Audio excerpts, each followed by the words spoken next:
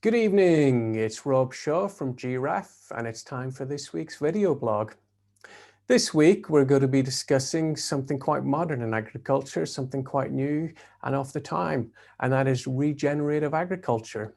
So what is regenerative farming, regenerative agriculture all about? Well, regenerative farming is the buzzword of the minute. It's the fashionable thing to be involved in and talking about. But what is it all about? Well, for a definition, like with organic farming, I went to the Rodale Institute in America.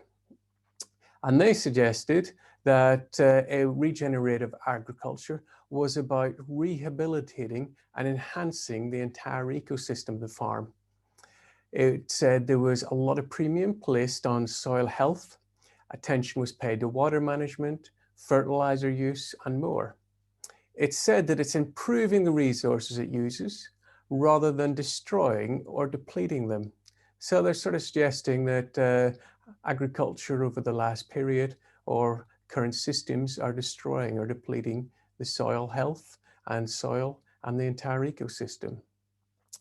Other different definitions create a list of attributes. Soil health seems to be common among them all.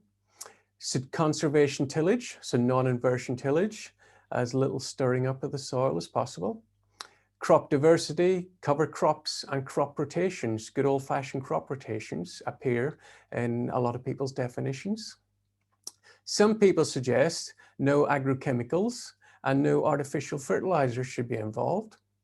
And then when it comes to livestock, a lot of regenerative farming incorporates the use of livestock, and if it's grazing, rotational grazing. So is it just the latest buzzword? Is it the latest fad or fashion? Is it something new and exciting that we're all going to be getting involved in the future? Or is it just a fashion? Is there any science behind it? Is there any analytical data? To me, it seems a little bit like the rebranding of organic production. Do soils need regenerated? Are soils on the whole depleted? Is agriculture exploitive? Well, on the whole, I would say most farmers look after their soils really well. Certainly, there can be issues with winter harvested root crops, potatoes, carrots. In a really bad wet year, you can do a lot of damage to both the soil structure and fertility. But on the whole, most farmers are looking after their soils really well. There are some areas where organic matter levels have been depleted quite significantly, but not as a broad brush. What is soil health all about? How is it measured? Well, there's three key attributes. First of all, the physical health. What does the soil profile look like? Have you got any compaction there? Secondly, the biological health. The soil is absolutely full of bacteria. It has got a fantastic microbiome and it's crucial to the functioning of the soil. It's a living biological system. And thirdly, chemicals, either a deficiency in micronutrients or major nutrients, or perhaps contamination with some sort of chemicals that are harmful.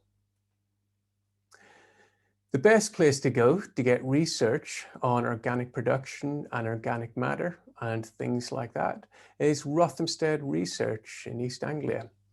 They have got a trial running and Broadbach, and they've been running that trial since the early 1840s. And the trial had several different treatments. Initially, it started off comparing completely unfertilized continuous wheat fertilized with nitrogen, phosphate, and potassium, and finally, continuous wheat, which was receiving annual doses of farmyard manure from livestock. And as you can see from this graph they kindly provide on their website, there is no depletion in carbon in the soil or organic matter when you are continually using chemical fertilizers or even unmanured. When you're incorporating farmyard manure, you have quite significant increases in the carbon or organic matter locked up in the soil, which is fantastic for soil health, for cultivation reasons, it's easier to cultivate, and for moisture retention reasons. The second graph down at the bottom here shows the winter wheat yield over those periods. You can see that continuous wheat has managed to hold up its yield. By the addition of fertilizers, whether from farmyard manure or from artificial synthetic fertilizers, you have significantly higher yields. You can see the application of lime, the use of agrochemicals, and then modern breeding, modern cultivars and fungicides, and how you can also greatly increase the yield of wheat. And then finally, if you go to a rotation with first wheats in a rotation, and that produces the best yield of all. So that trial has been running for about 180 years. And I think it's plain from it that modern agricultural methods involving chemicals and fertilizers and modern cultivars is not actually depleting the soil.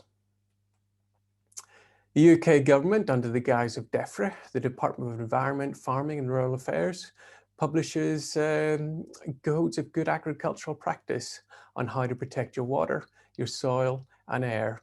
And it's just good old common best practice. The agricultural revolution in the UK, one of the proponents or pioneers of that was Charles Townshend from the east of the country, from East Anglia. And he popularized the Norfolk four-course system. It's called the Norfolk four-course system, but it's thought it was actually developed in Belgium. And the whole idea was you had one crop of wheat, followed by a root crop of turnips, which you use to feed your cattle in the winter. Follow that with another combinable cereal crop, barley, and then into a crop of ryegrass and clover to graze your cattle and sheep on. And this was found to greatly improve the output of the land, and it avoided you having to have a fallow year.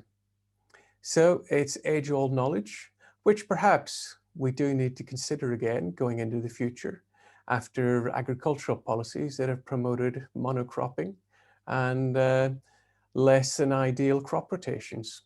So there is some knowledge in regenerative farming, just like organic farming, which perhaps we should revisit. But on the whole, I don't think you can, going back to first principles, say that modern farming practice degenerates the soil if it's done correctly and properly. And I don't think regenerative farming is some magic solution to sustainability and care for the environment. I might have upset a few people with that. If I have, please comment below or send me a message on LinkedIn. Thanks for now.